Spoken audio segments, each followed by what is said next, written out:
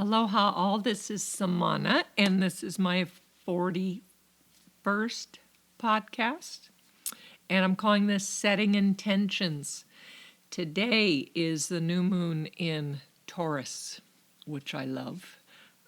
So new moons are always about setting intentions. It's always the time to plant the seeds, where the full moon is kind of the spotlight onto lighting up those dark areas. The new moon is really where it's the beginning, and we're in spring and planting seeds. So that could literally mean starting a garden, planting seeds, or it could be planting seeds in your relationships or your self-care or how you're showing up with your work ethics, or how you show up at home if you're quarantined or not, and do you participate enough, and just having various questions. So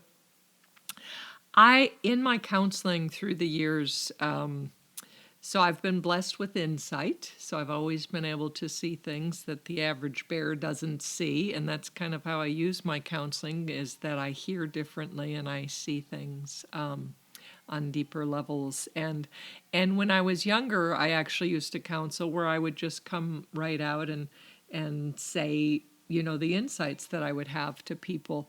And sometimes it would be, either met with confusion or shocking or various things, and I would see that. And then I realized the greatest way to help someone, and any of you teachers out there will know this, is that if it's the question is the journey. So learning to ask the right question to your child, to someone that you're teaching, to your partner, to whoever you're communicating with, instead of like saying your statement, to ask the question and see if they come up with the answers. See if you help to inspire an opening that brings this wisdom out in them. So I'm going to ask you some questions that hopefully by the end of this podcast you will have a clearer assessment of yourself and a direction and a plan of action, of planting your intentions and your seeds to move forward. So we start out with, what is life purpose? Like really asking ourselves what that is. And in terms of, how do I help others, or how do I influence people? And when strangers meet me, what is their initial impression of me? So each one of these are a question to pause and really journal on, or reflect on, or share with someone as you both do these. How would family and friends describe me using 3 to 5 adjectives? So you could see, how would a stranger see you if you weren't speaking to them and they just met you, and how would people that know you well describe you? Do I feel a value in my work that I'm doing currently, in my personal relationship, in who I am as a friend, as a mother, as a daughter, as a mentor? Do I offer, what I offer, is it unique from the majority? Like, do I have gifts that I know that I can identify and own, that is different than the average person can give? What are my gifts? Really knowing yourself.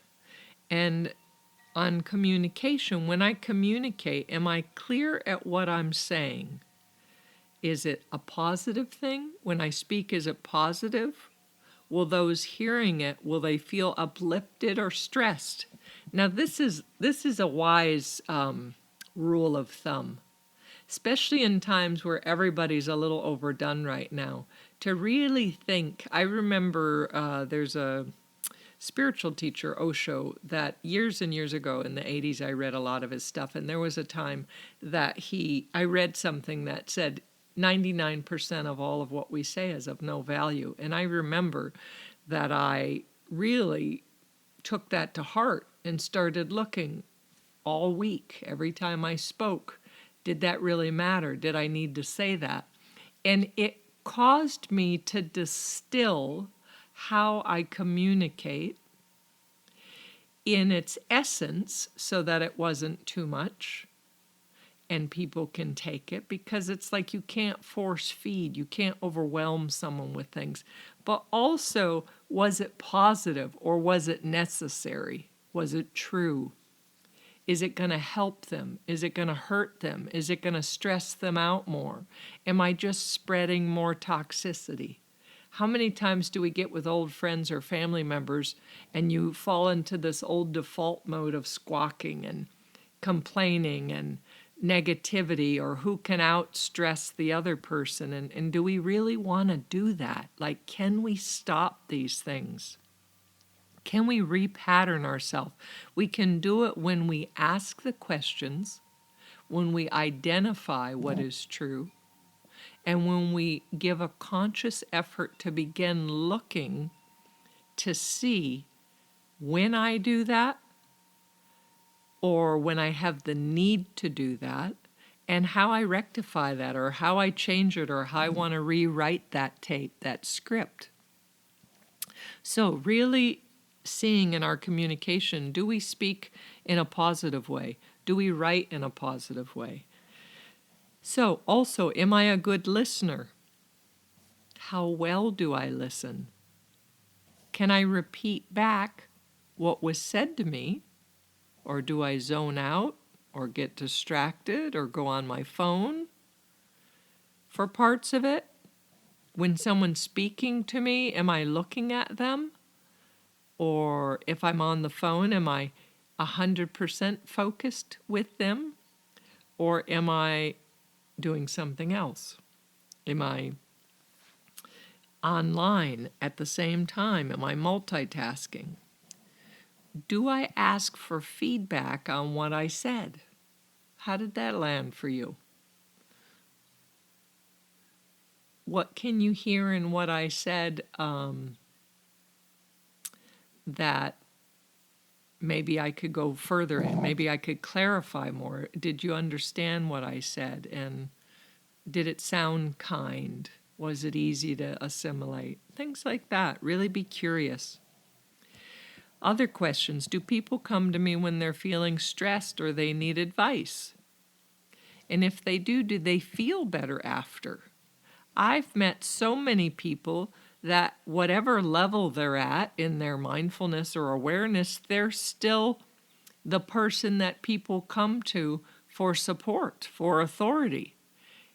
And even if they don't have as many tools cultivated, they're still the strong one in their pack. So the question is, if that's you and you notice you're drawing people to you all the time and you're the counselor and the one for advice or support, do they feel better when they're done sharing with you? Or are they still feeling confused? Or are they feeling not heard or frustrated? Or did you just, give them your opinion? Did you listen to them? Now looking at how we choose to spend our time or where we cultivate our energy. So how do I spend the time, the majority of my free time? Does it benefit myself exclusively? And is it something that's more selfing, that's more just self-promotional, or is it cultivating a better life for myself? So I'm healthier, so I have more clarity, more creativity. Do I, when I use my energy, is it ever spent benefiting other people? Like, do I use my free time that I know if I write this article or I know if I post this, they'll feel better?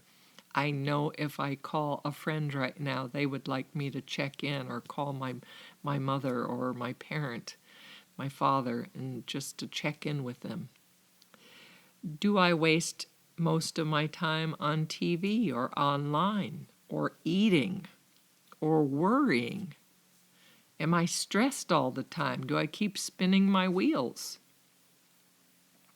Do days pass and I feel I haven't accomplished anything, or that things are not in my control? Are those feelings common for me?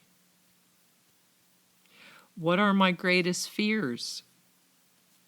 How much time do I spend in a day, in a week, in a month focusing on my fears? Do I have an action plan to transcend my fears and move on? Or do I just suffer and waste time in fear? With our world outlook, with this virus, with the economy, with this political atmosphere, how many of these issues matter to you? Do you spend time investigating these issues, complaining about them, or developing plans of action and purpose of how can I best affect my family, myself, my community, my nation, and globally? Am I ready to commit personally and reach out into the collective to create a plan of action? Is the question mark.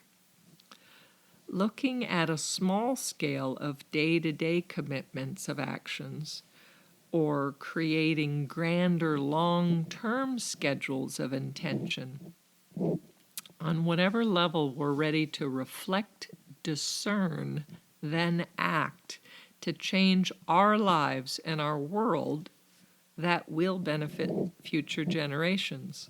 This is life purpose. This is making a mark in the world, making a difference, being a speck of the collective many. I've struggled with purpose and questioning how I can best spend my time. This I have looked at often, especially since I've left my Maui and Spa Luna, and I've been in Austin the last 5 years and focusing on restructuring what is my greatest strengths, what feeds me the most.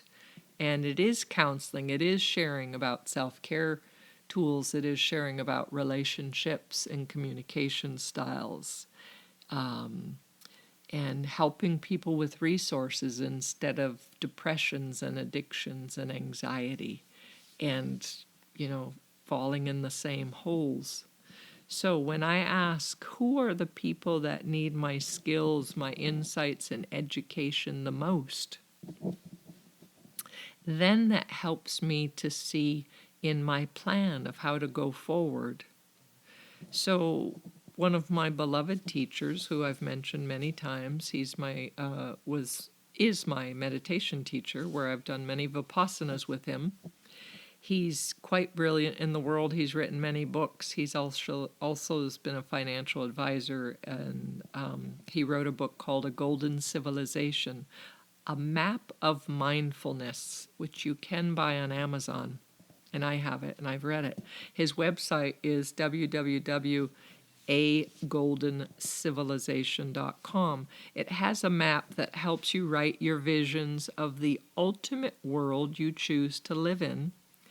Then it has where you write the obstacles, the inner obstacles and the outer obstacles preventing or limiting this from happening.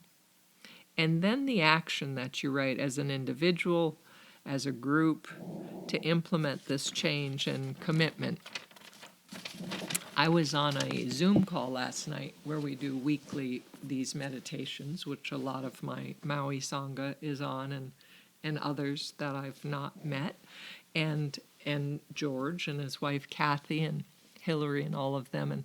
And it was a question we did towards the end where we were asking these plans. And it was wonderful because I didn't have a topic for my podcast yet. And here I am on Thursday when it should have been posted a couple hours ago, but I'd rather have something inspirational. And this inspired me to write this. So, the questions that we are looking at to to create these new setting of intentions, these new seeds we want to plant. So often, I'm sure I'm like a lot of you, that I spend time on Facebook and social media, and I contemplate what to post and what not to post, because it's like that. I want to uplift people. I don't want to add to this. Like when I wake up sometimes and pee, and then I look at my phone and I start reading all these things about politics or the virus, and then I'm like, why did I do that? That no one could get out of bed and have the strength to get through that, especially if you're working on eliminating mechanisms and being authentic and raw.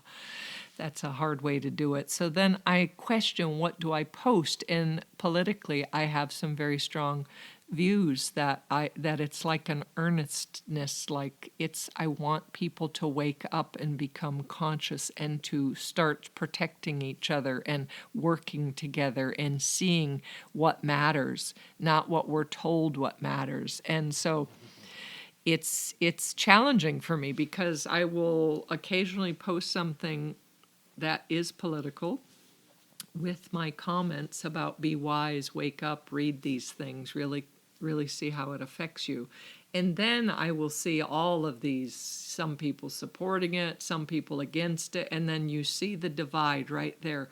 And it's so much pressure in my body and my heart and my gut. Like I basically last about 2 days, and then I delete it, because I can't leave it up more than 2 days, because it's so much.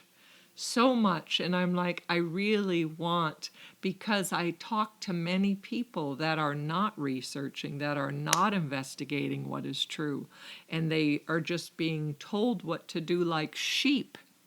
All the times, the 20-some years I had my school, I would tell my students, never be sheep. Never do what society or what an authority that you have not personally believe in and has proven trust.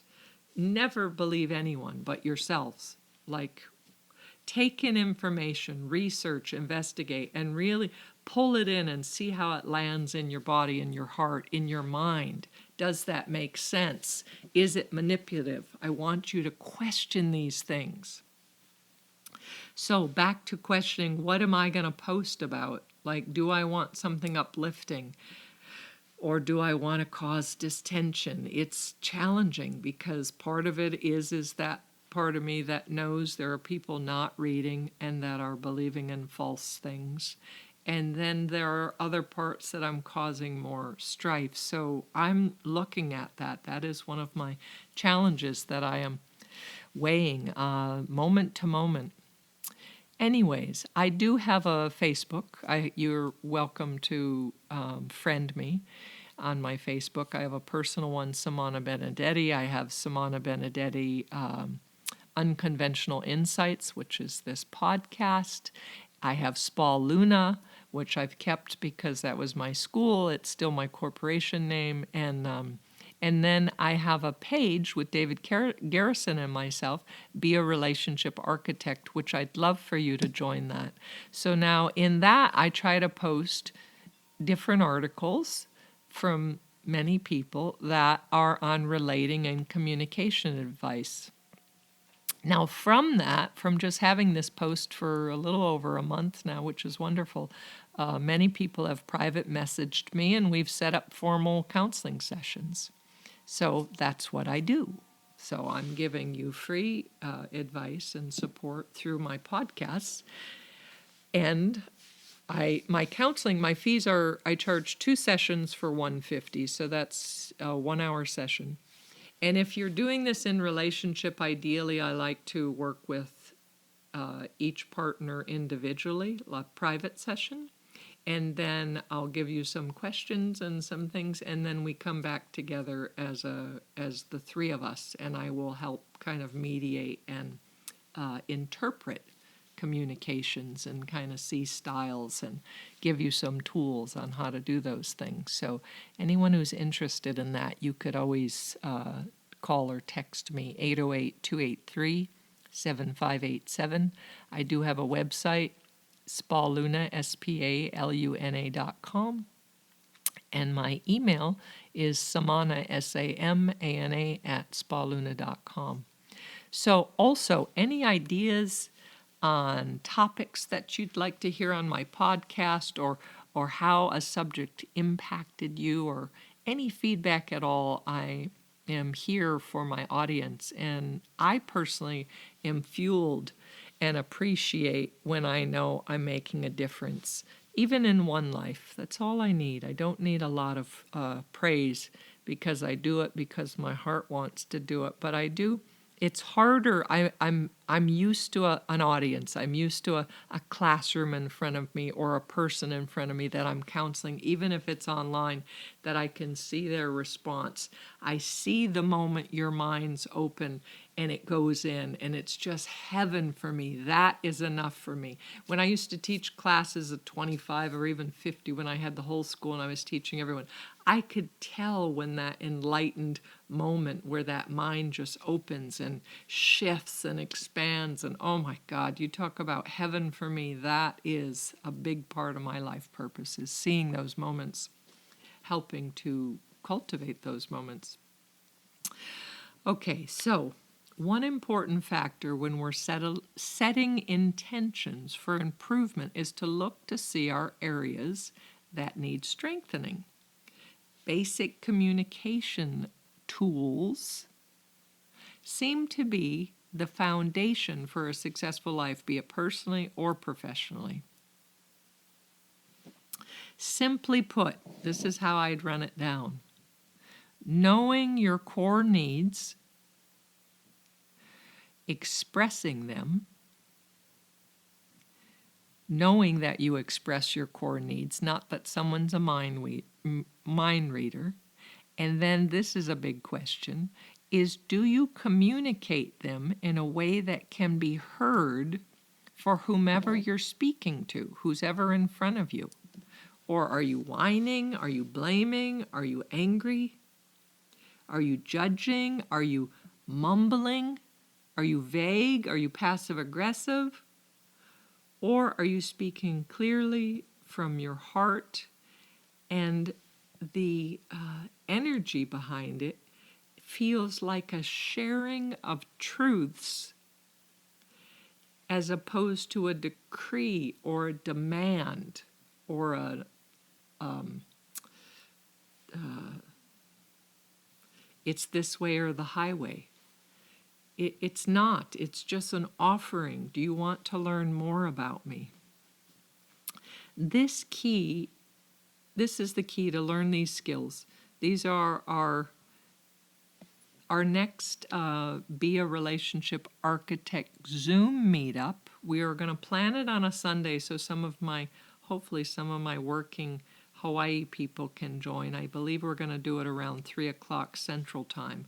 So that will give you plenty of time to wake up. And with that, we only charge, it's a $10 donation, or whatever you want to offer, it's fine.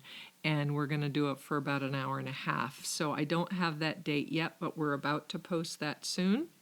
And our topic on our next one, because our last one was very successful, is called Summer Self-Love.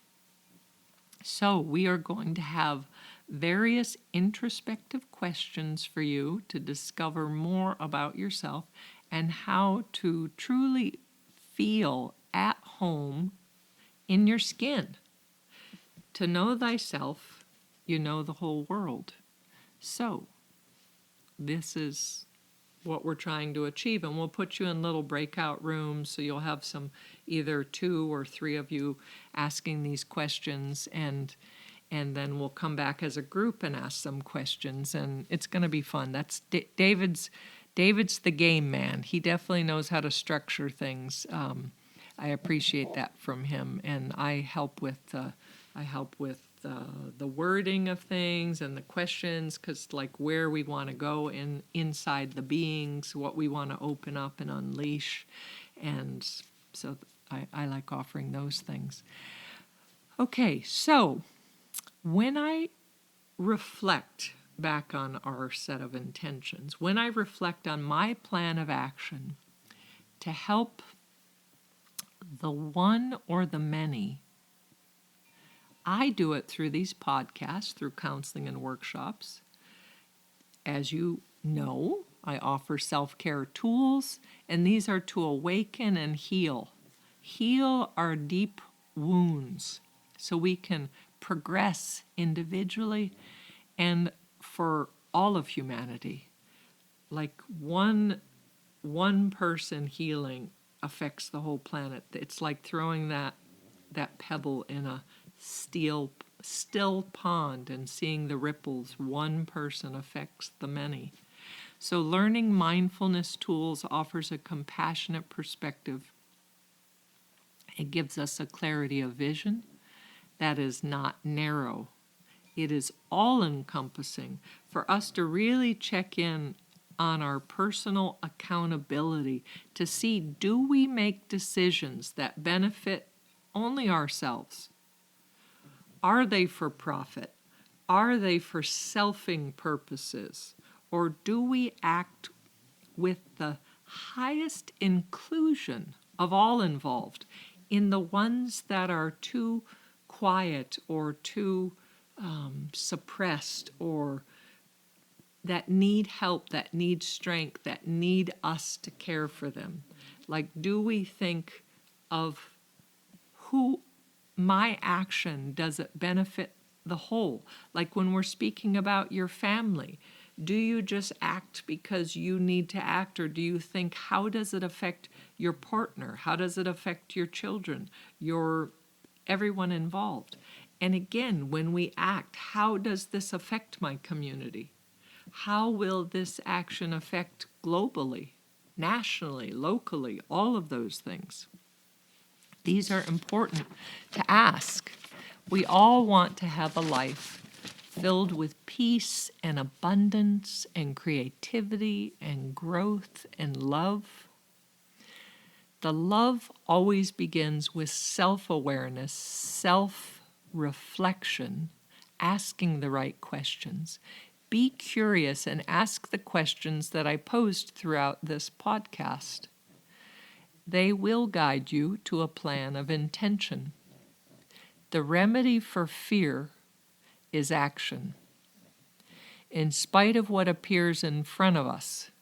So whatever it looks like in our world right now, with deaths everywhere and the potential for the virus or someone we care about to lose them, or how we're going to make our next paycheck or pay our bills, or whatever is happening, that's a lot of fear.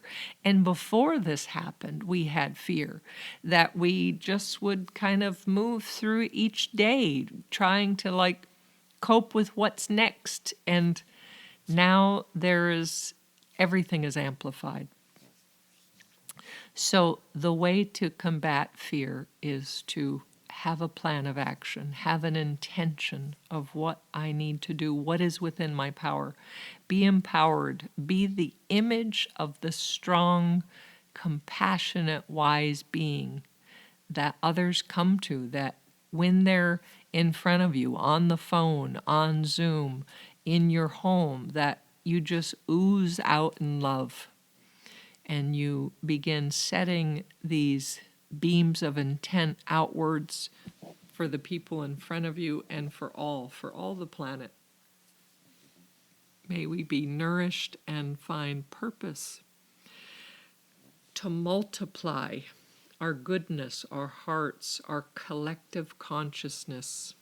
May we have that compassion for those that we don't know their names, that we don't know their sorrows, that we just know that we feel, and we have the same needs, we have the same feelings, regardless if it's the same language, regardless if it's the same culture.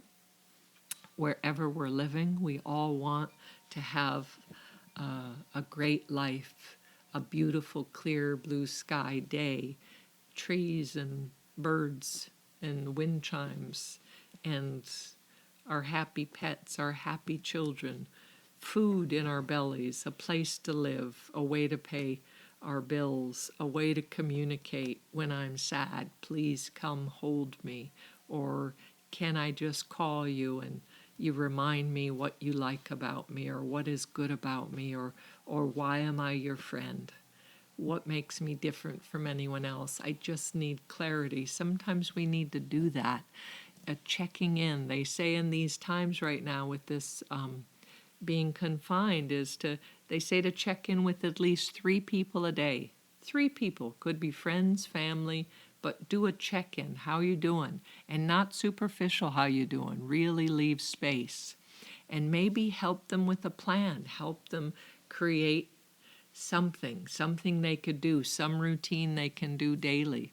And any of you out there that need a self-care regimen, call me. That's my specialty. We'll do a session or two, and we will set up a whole, from physical activity to movements to meditations to journaling to diet to making amends to process letters to, it just goes on and on and on, that we could clear away the dark, clear those, be aware of the shadows and bring tenderness and hold them in our hearts and in our hands. So just realize one day soon that we personally had a part in creating the perfect world with a golden civilization. Blessings all. Stay safe, stay wise, keep your hearts open, and be healthy. Aloha.